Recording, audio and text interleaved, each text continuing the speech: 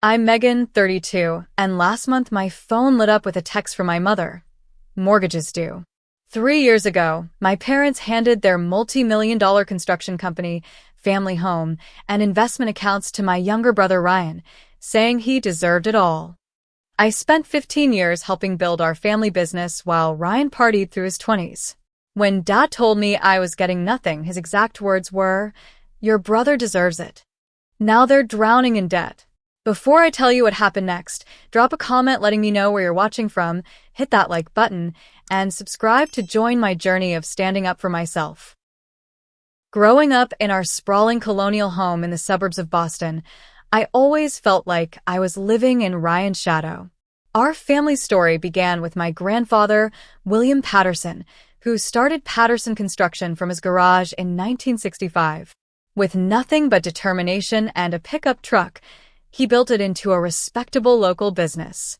When my father Thomas took over in the early 1990s, he expanded it into a regional powerhouse with contracts across New England. I was 7 when Ryan was born. I remember my father's face lighting up in the hospital waiting room when the nurse announced, "It's a boy." That moment set the tone for the next 25 years of family dynamics. Finally, a Patterson to carry on the family name, Dad declared, as if I hadn't existed for the previous 7 years. From the beginning, the difference in how we were treated was subtle but unmistakable.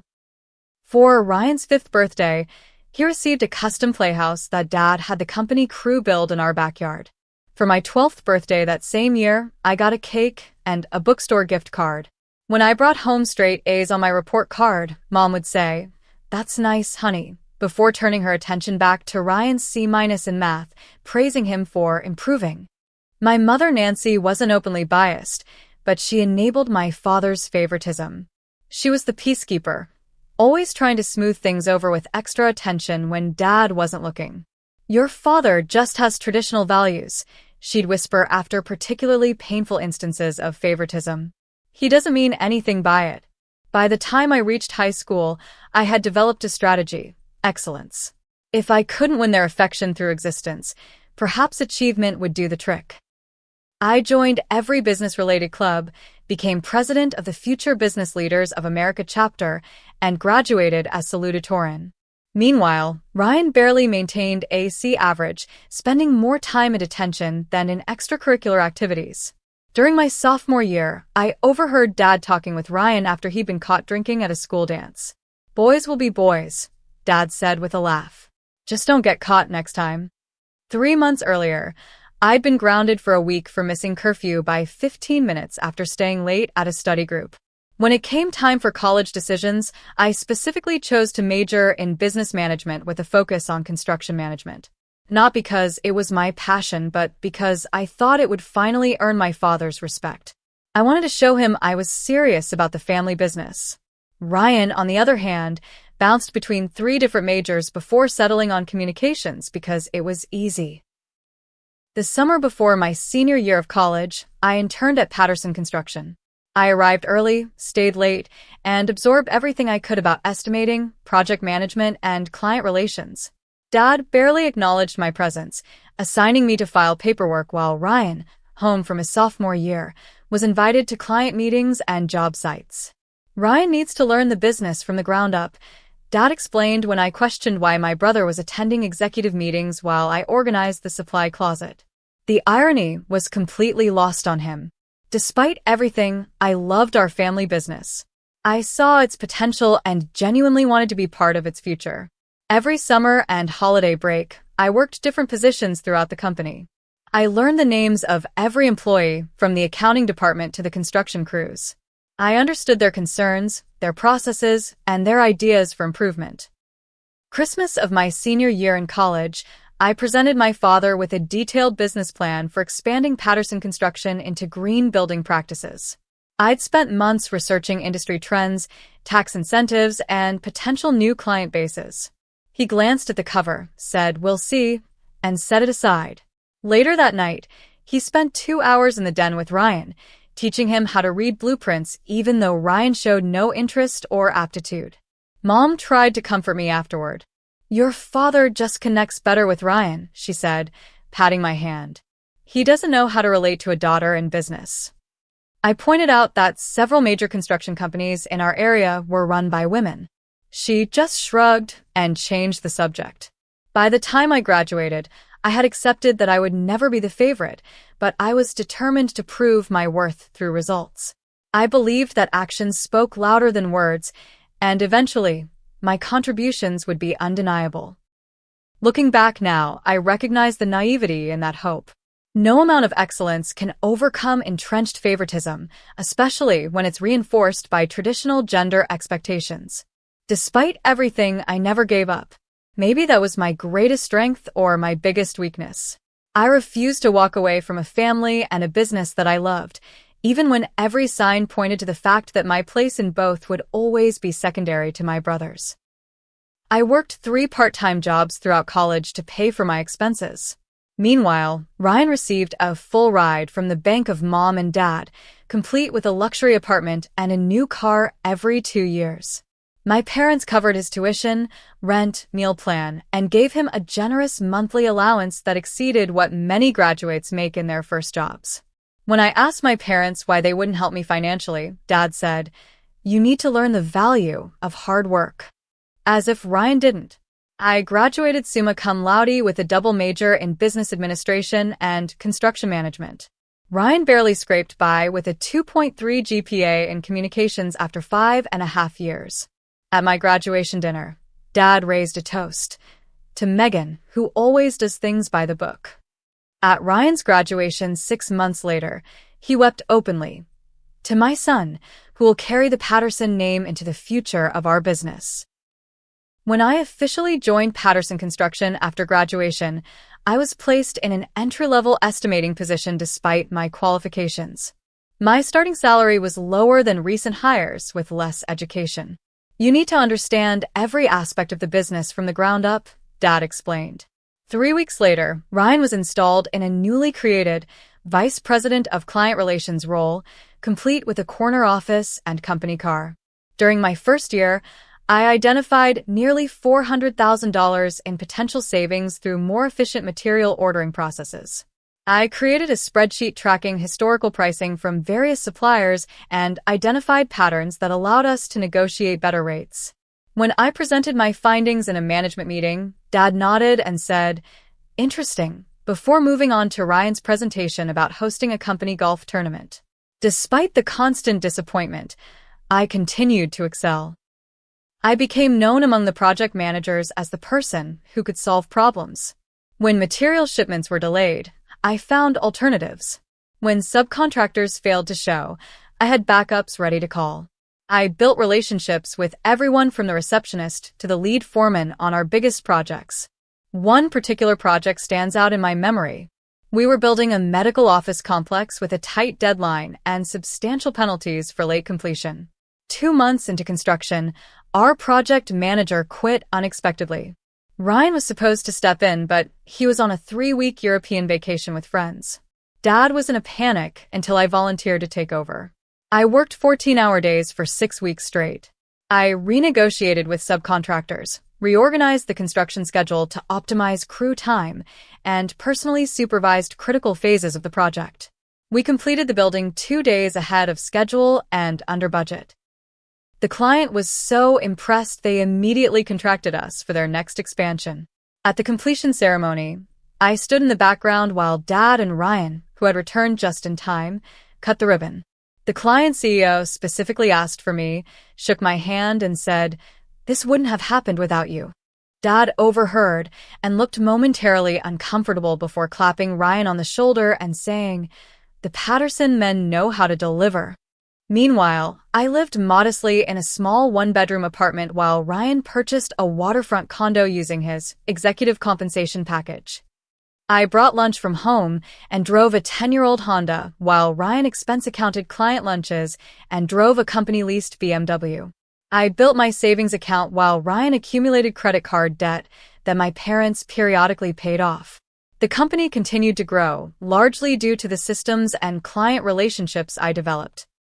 I created a new division focusing on sustainable construction that attracted prestigious clients concerned about environmental impact. These projects carried higher profit margins and built our reputation as an innovative firm. Dad took credit for the initiative in industry publications, despite having initially dismissed my proposal. Ryan's contributions were less tangible. He was the face at charity galas and golf tournaments. He charmed the wives of clients at holiday parties. He was photogenic in company marketing materials. When he did manage projects, they typically ran over budget and behind schedule, requiring other managers, usually me, to step in and salvage them. During my 5th year with the company, we faced a major crisis. A significant commercial project was on the verge of collapse after Ryan approved design changes without calculating the structural implications. The client was threatening legal action, and our reputation was at stake. Ryan was conveniently sick the week this all came to light. I spent 2 weeks negotiating with architects, engineers, and the client to find a solution. I secured additional financing, brought in specialized subcontractors, and personally supervised the remediation work. The project was saved, albeit with reduced profit. When the dust settled, Dad called me into his office. For a moment, I thought recognition was finally coming. "You've done good work cleaning up the situation," he said. "But in the future, consult with me before making financial commitments of this magnitude. Ryan made a mistake, but he's learning. We need to support him while he grows into his role." I sat there, stunned into silence. 10 years of dedication, and I was still being treated as subordinate to my brother, who couldn't be bothered to show up when things got difficult. That night, I seriously considered leaving the company for the first time. But I'd invested so much of myself in Patterson Construction that walking away felt like admitting defeat. Besides, where would I go? This was the family business. My business, too. Or so I thought. The evening that changed everything began normally enough. Mom invited Ryan and me to Sunday dinner, saying Dad had an important announcement. I assumed it was about the new office building we were planning, or perhaps the expansion into the commercial real estate market I'd been researching. I arrived 15 minutes early as usual, bringing a bottle of Dad's favorite scotch. The house I grew up in looked the same as always, immaculately maintained 4-bedroom colonial with the Patterson Construction sign proudly displayed near the driveway. 25 years of business success had allowed my parents to add a sunroom, swimming pool, and extensive landscaping to the property I still thought of as home. Ryan arrived 20 minutes late, offering no apology. Mom fussed over him as if he'd returned from war rather than the short drive from his condo. Dad beamed with pride when Ryan mentioned he'd just put a deposit down on a boat. No one asked about my recent successful negotiation of a contract that would secure work for the company for the next 3 years. During dinner, Dad cleared his throat and raised his glass. "I've been thinking about the future of Patterson Construction," he began. "I'm not getting any younger, and it's time to plan for succession." My heart quickened. This was the moment I'd been working toward.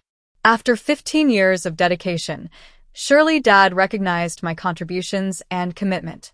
"Your mother and I have decided it's time to start stepping back from day-to-day operations," he continued. "We want to travel, enjoy our golden years, and watch the business continue to thrive under new leadership." I sat up straighter, mentally reviewing the transition plan I'd been quietly developing for years.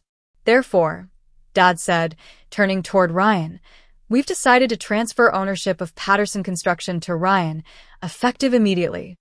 The room started spinning. I gripped the edge of the table.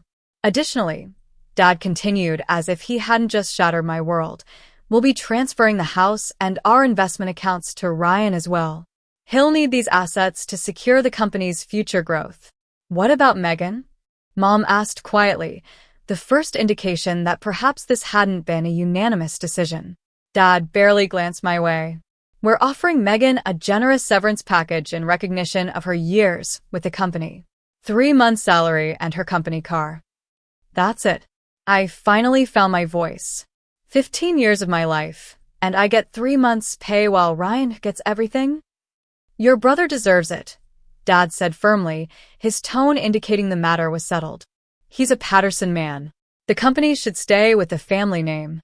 "I'm a Patterson too," I said, my voice shaking.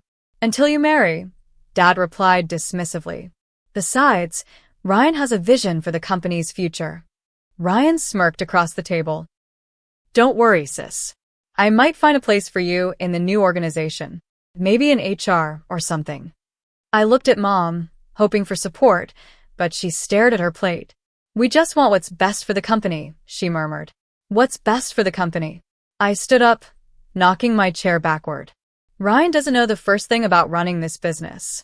He can't read a balance sheet, he's never completed a project on time, and half the crews refuse to work with him because he doesn't know what he's talking about. That's enough. Dad slammed his hand on the table. This decision is final. The paperwork has already been prepared. Did you ever intend to include me in the company's future? I asked, tears threatening. Dad's expression softened slightly. Megan, you're smart. You'll land on your feet. But Patterson Construction needs a Patterson at the helm. It's tradition. A male Patterson, you mean? I said bitterly. Don't make this about gender, Ryan interjected. It's about who Dad trusts to carry on his legacy. I looked around the table at my family, Dad resolute in his decision, Mom, unwilling to challenge him, Ryan, barely containing his triumph. 32 years of trying to prove myself, of loving people who would never value me equally, crashed down around me. Congratulations on your retirement, I said coldly to my parents. And congratulations on your inheritance, I added to Ryan. I hope you all get exactly what you deserve. I walked out without looking back, ignoring my mother's calls to return. In my car, I finally let the tears come, not just for the lost inheritance, but for the recognition I'd never receive, for the wasted years trying to earn love that should have been unconditional. The next morning, I submitted my resignation effective immediately.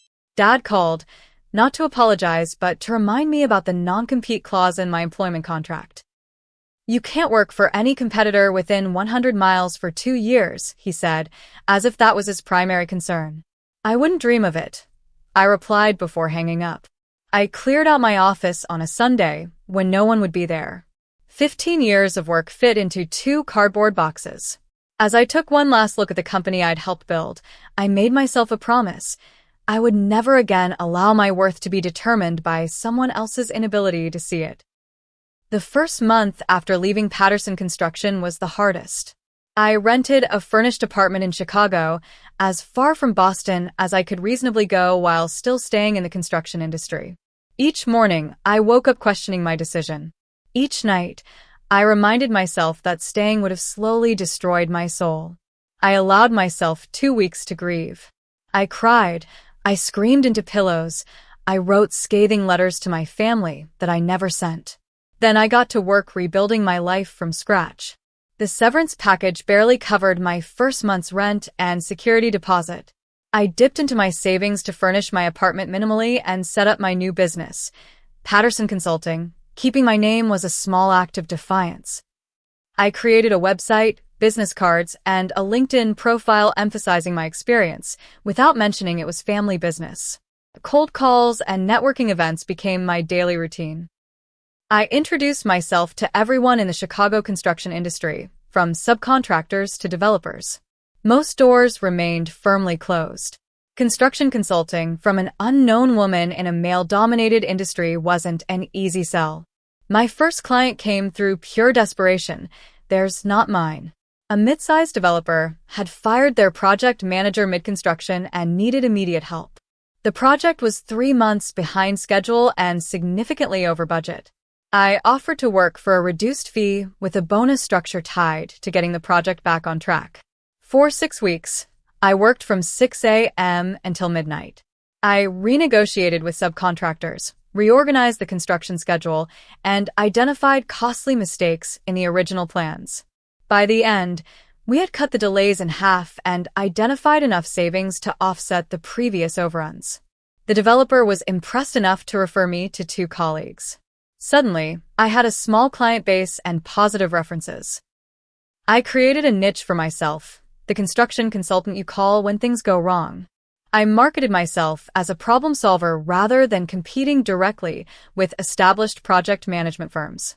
4 months into my new venture, I received a call from Martin Chin, Patterson Construction's former head estimator. "I quit," he announced without preamble. "Ryan fired Dolores and Jim last week. Said they were too expensive after 30 years with the company. I couldn't stay after that." Martin filled me in on the changes Ryan had implemented. Experienced project managers replaced with his fraternity brothers. Reliable subcontractors dropped in favor of cheaper alternatives. The sustainable construction division I'd built was dismantled because Ryan thought it was too complicated. "The place is falling apart," Martin concluded. "Your father is trying to keep his hands off, but he looks physically ill every time he visits the office." I thanked Martin for the information, but maintained my boundary. Their business was no longer my concern. Still, I couldn't help but feel validated by the news. It wasn't personal satisfaction I felt, but professional vindication. The skills and knowledge I'd brought to Patterson Construction had been valuable, whether my family recognized it or not. As my first year in Chicago progressed, so did my business. I hired 2 assistants and moved into a small but professional office space. I developed a reputation for honesty and results. Unlike my father, who believed in hierarchical management, I created collaborative relationships with clients. I explained my recommendations clearly and involved them in decisions rather than dictating terms. This approach resonated particularly well with female developers and project owners, a growing demographic in the industry. By my 15th month in Chicago, I had a waiting list of clients and was considering expanding my team. Meanwhile, updates from former colleagues painted an increasingly dire picture of Patterson Construction. Ryan had secured several large contracts by underbidding competitors, not realizing the projects would operate at a loss. Quality issues emerged as inexperienced managers failed to properly supervise subcontractors. 2 major clients had filed lawsuits over delays and defects. I maintained professional distance from these problems, but I couldn't help feeling a twinge of sadness. Patterson Construction had been my grandfather's legacy. Hundreds of families depended on the company for their livelihoods. Ryan's mismanagement wasn't just hurting our family, it was affecting innocent employees who had been loyal for decades. One evening, I received an email from Barbara, my parents' neighbor for 20 years. She wrote that there were rumors about my parents experiencing financial difficulties. Their country club membership had lapsed, and they had canceled their annual vacation. The company trucks no longer had the Patterson logo prominently displayed. Instead, they were plain white with minimal identification. I nearly called my mother that night, but stopped myself. They had made their choice. They had entrusted everything to Ryan, believing that sharing their DNA and gender made him more worthy than my years of demonstrated competence. Whatever consequences came from that decision were theirs to bear.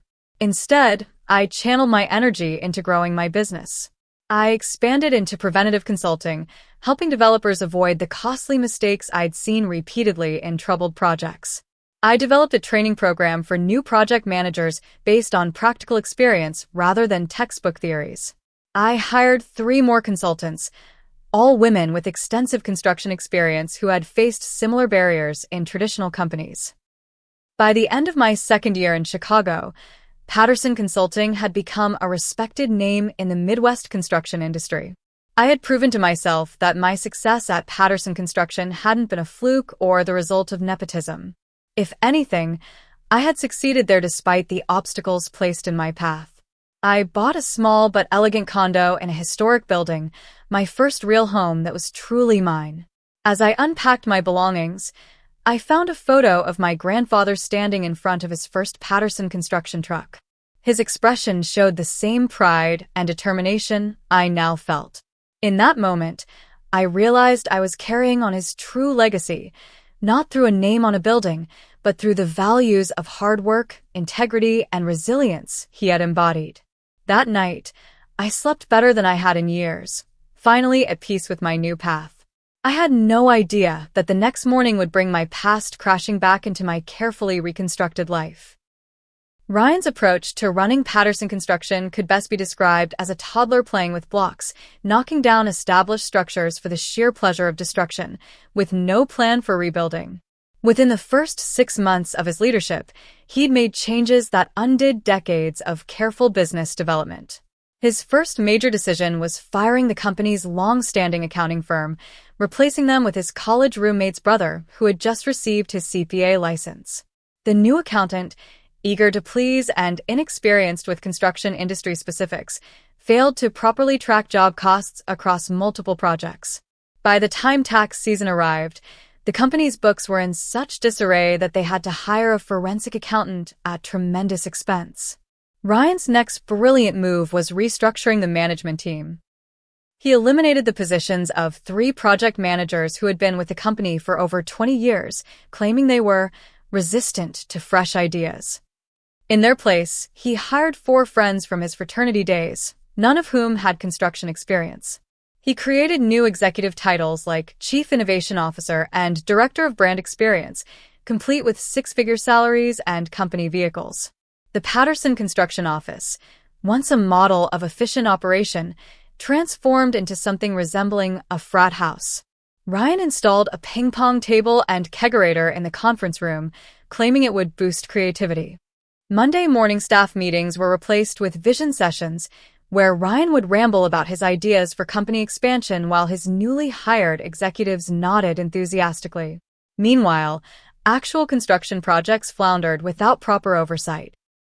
The green building division I had established, which accounted for nearly 30% of company revenue, was dismantled because Ryan found the certification requirements too complicated. Long-standing clients who had specifically sought out Patterson Construction for sustainable building options took their business elsewhere. Ryan's approach to winning new business was equally disastrous. He slashed bid prices to undercut competitors without understanding the actual costs involved. Patterson Construction began securing contracts that were guaranteed to operate at a loss before the first shovel hit dirt. When estimators tried to explain the problem, Ryan accused them of being negative and not seeing the big picture of growing market share. The company fleet, once maintained on a careful schedule, fell into disrepair as Ryan redirected the maintenance budget to lease a new Porsche as his client development vehicle. Equipment began breaking down on job sites, causing delays that triggered penalty clauses in contracts. Subcontractors who had worked with Patterson Construction for generations found themselves waiting 90 days for payment instead of the standard 30. Many refused to take on new Patterson projects, forcing Ryan to hire unknown subcontractors whose work quality was inconsistent at best.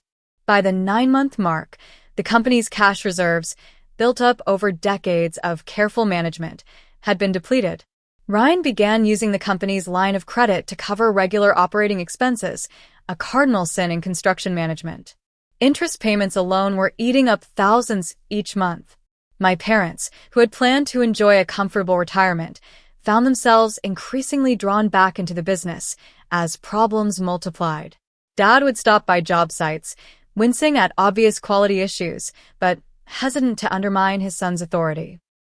Mom started handling accounts payable again when vendors began calling the house demanding payment. Still, they made excuses for Ryan's performance. He's still earning, Dad would tell concerned employees.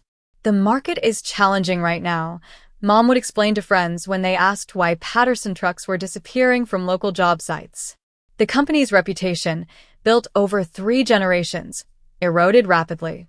General contractors who had previously specified Patterson for their projects began looking elsewhere. The company's bonding capacity, its ability to secure the performance bonds required for larger projects, was downgraded due to financial instability, limiting the size of projects they could bid on. 12 months into Ryan's leadership, the first lawsuit arrived. A commercial client sued for substantial damages when structural issues emerged in a recently completed office building. Investigation revealed that Ryan had approved substituting lower-grade materials than those specified in the contract to save costs. The company's insurance carrier initially denied the claim, citing willful negligence. A second lawsuit followed when an apartment complex Patterson had built developed extensive water damage. The source was traced to improperly installed flashing, a basic construction element that any experienced project manager would have verified. The settlement depleted what remained of the company's cash reserves. Around the 15-month mark, Ryan made his most catastrophic decision.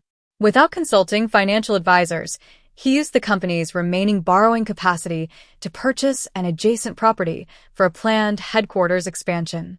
The timing couldn't have been worse. The commercial real estate market was at its peak, and he paid well above market value.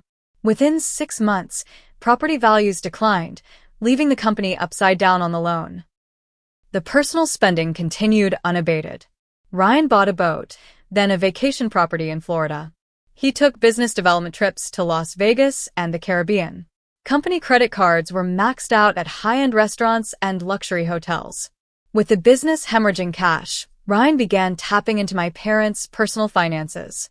First came short-term loans from their retirement accounts, then mortgaging the family home that had been paid off for years. Finally, liquidating investment accounts that had been intended to fund their retirement. By the 18-month mark, my parents' comfortable retirement had transformed into a financial nightmare. The company was operating at a significant monthly loss. Their personal savings were depleted. The family home, once a symbol of success, now had a mortgage with payments they couldn't afford. Dad, who had planned to spend his days golfing, was back on job sites at 68 years old, trying to salvage troubled projects. Through former colleagues, I heard that my father had aged 10 years in 18 months. His confident stride had become a worried shuffle. My mother had developed anxiety-related health issues, the stress manifesting physically in high blood pressure and insomnia. Ryan, meanwhile, remained in denial. He blamed the economy, disloyal employees, and demanding clients for the company's problems. He refused to acknowledge his role in the disaster, continuing to draw his executive salary even as the company fell behind on payroll for regular employees. The final straw came when the bank called the company's line of credit due to multiple covenant violations. With no cash to pay it off and no assets left to pledge, Patterson Construction faced imminent bankruptcy. The business my grandfather had started from nothing, that my father had built into a regional powerhouse, and that I had helped modernize for the future, was weeks away from collapse. That's when my phone lit up with a text from my mother. "Mortgages due. Can we talk?" The text from my mother arrived at 7:13 a.m. on a Tuesday. "Mortgages due. Can we talk?" My first instinct was to ignore it. After all, I hadn't heard from her in nearly 2 years except for a generic Christmas card and birthday text. But curiosity got the better of me. What did mortgages due even mean? The family home had been paid off for over a decade. I responded with a single question mark. 3 tickets appeared immediately, then disappeared, then reappeared. Finally, we had to take out a mortgage to help the company. "We can't make this month's payment." I put my phone down and went about my morning routine. Coffee, shower, professional attire. The familiar rhythm helped me process this unexpected intrusion from my past.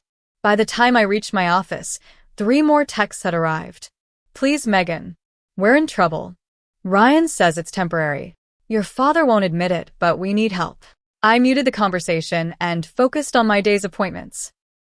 I had a prospective client meeting, 2 project site visits, and a proposal to finalize. My business was thriving precisely because I maintained professional boundaries and focused on solutions rather than drama. My family's financial problems were not my emergency. But as the day progressed, the texts continued. By afternoon, even my father had messaged, "We need to talk. Business matter." Coming from a man who had effectively disowned me from the family business, the irony was almost laughable. After my last meeting, I sat in my office overlooking the Chicago skyline and contemplated my options. I could continue ignoring them, which would be justifiable given our history. I could send money to cover the mortgage payment, which would enable their dysfunction without addressing the underlying issues. Or I could engage, but set clear boundaries. I decided on the third option, not out of family obligation, but professional curiosity. How bad had things actually gotten? I called my mother at exactly 5:30 p.m. She answered on the first ring. "Megan, thank God. I've been waiting all day." "I had meetings," I said neutrally. "What's going on with the mortgage?"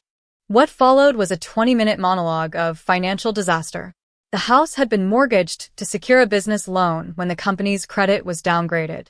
That loan had been used to cover losses on 3 major projects that Ryan had underbid. The monthly payment was $4,300, substantial for a couple whose retirement income had been decimated by Ryan's business loans from their personal accounts. "We're 3 months behind," Mom admitted. "The bank called yesterday. They're starting foreclosure proceedings next week if we don't catch up." "Where's Ryan in all this?" I asked. A pause. "He's trying his best," she said unconvincingly. "The market is challenging right now." "Mom, I work in the same industry. The market is booming. Well-run construction companies can't hire fast enough to keep up with demand." Another pause, longer this time. "Your father would like to speak with you," she said finally, passing the phone. Dad's voice had aged, the once authoritative tone now wavering slightly. "Megan, thank you for calling." "I'm listening," I said, neither hostile nor welcoming. He cleared his throat. "The situation at Patterson Construction has become complicated. We're facing some temporary cash flow issues that have affected our personal finances." "Define temporary and complicated," I replied. What emerged over the next hour was far worse than I had imagined. The company was essentially insolvent. Multiple lawsuits from clients and suppliers were pending. The bank had frozen their business accounts. Ryan had hired and fired 3 CFOs in 18 months, each one quitting when they realized the extent of the financial mismanagement. Employees hadn't received paychecks for 3 weeks. Tax liens had been filed for unpaid payroll taxes. "Where is Ryan now?" I asked. "He's in Florida," Dad admitted reluctantly. "At the condo. He says he's meeting with potential investors, but..." He trailed off. "But he's probably on his boat," I finished. Dad didn't confirm or deny. Instead, he got to the point. "We need your help, Megan." "Financial help?" I asked. "More than that," he said. "We need you to come back, to help us salvage what's left of the company." I nearly dropped the phone. After everything that had happened, after giving Ryan everything and me nothing, they wanted me to return and fix his mess? "You want me to rescue the company that you told me I didn't deserve to be part of?" The bitterness I thought I'd processed bubbled up unexpectedly.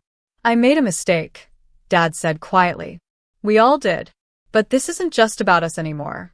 There are 47 families depending on Patterson Construction for their livelihoods. People who did nothing wrong except trust our family to lead responsibly." He was playing the guilt card expertly, appealing to the sense of responsibility he had instilled in me. The worst part was he wasn't wrong. Innocent employees were suffering because of my family's poor decisions. "What exactly are you proposing?" I asked. "Come back as COO," he said. "Full authority to make whatever changes are necessary. Ryan will step back to a business development role only." "And my ownership stake?"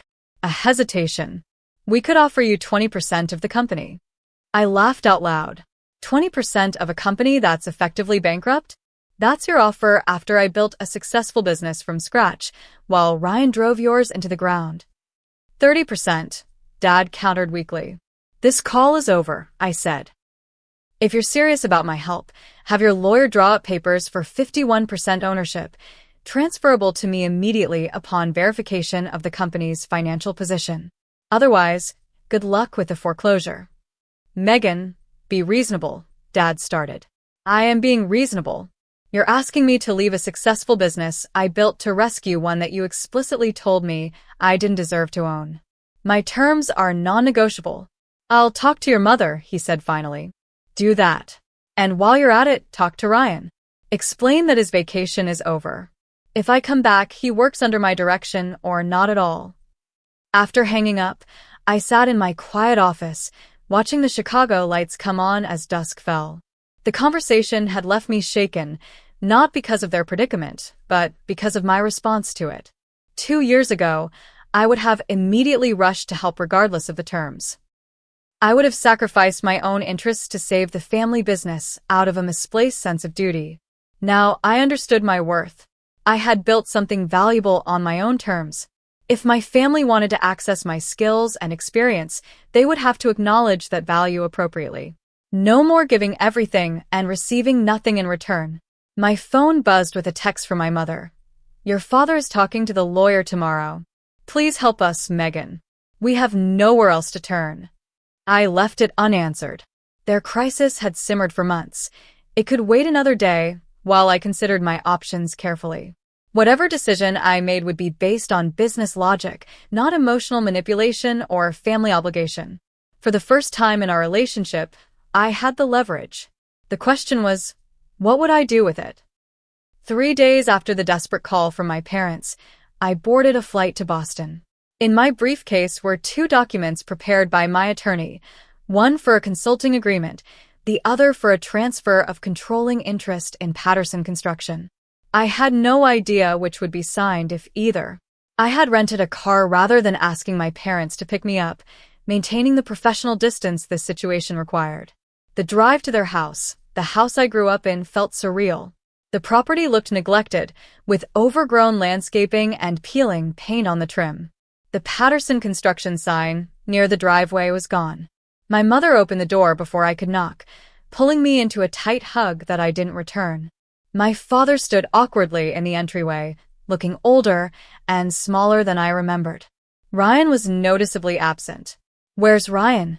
I asked after minimal pleasantries. "He's coming," Dad said, checking his watch. "He should be here soon." We moved to the living room where financial documents were spread across the coffee table, bank statements, legal notices, tax forms. The physical evidence of their financial collapse.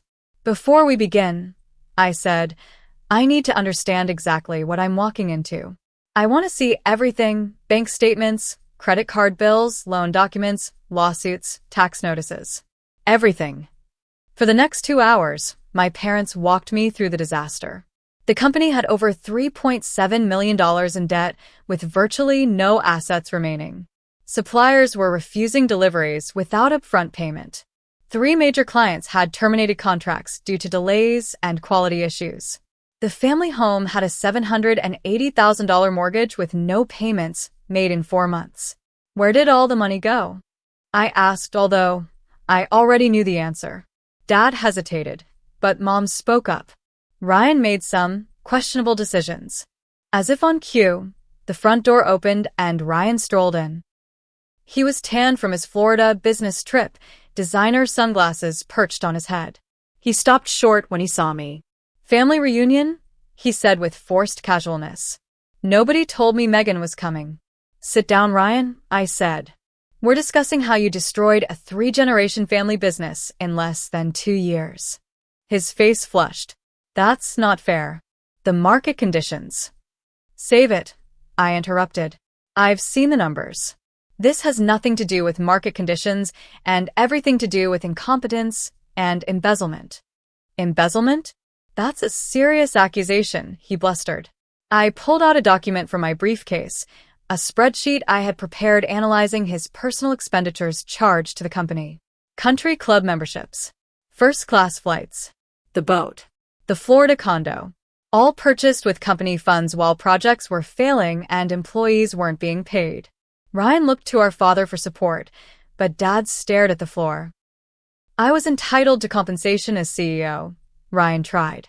"Not when the company is insolvent," I countered. "That's textbook fraudulent conveyance, possibly criminal depending on how the funds were documented." The color drained from his face. For perhaps the first time in his life, Ryan realized he couldn't charm or bluster his way out of a situation. "I've reviewed everything," I said, addressing my parents while ignoring Ryan. "There are 2 options on the table. Option 1. I come in as a consultant, charging my standard rates, to develop a restructuring plan that you implement. Option 2. I take controlling interest in the company, 51%, and full authority to execute whatever changes I deem necessary." "This is ridiculous," Ryan interjected. "You can't just waltz in and take control of my company." "Your company?" I raised an eyebrow. "The company you ran into the ground? The company that's weeks away from bankruptcy? That company." "Megan is right," Dad said quietly. We all turned to him in surprise. "We gave you every advantage, Ryan.